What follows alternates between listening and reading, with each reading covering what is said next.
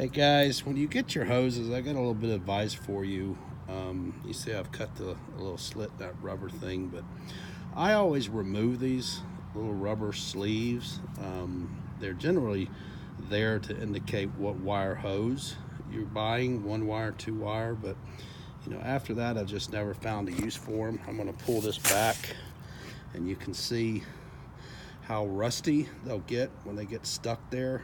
And a lot of times they just seem to seal up in there and they're hard to remove, but I've got a good swivel here that's still working great, and I'm going to have a rough time getting it off because of this rust, and may end up just having to pitch the whole hose. But I would say get rid of these.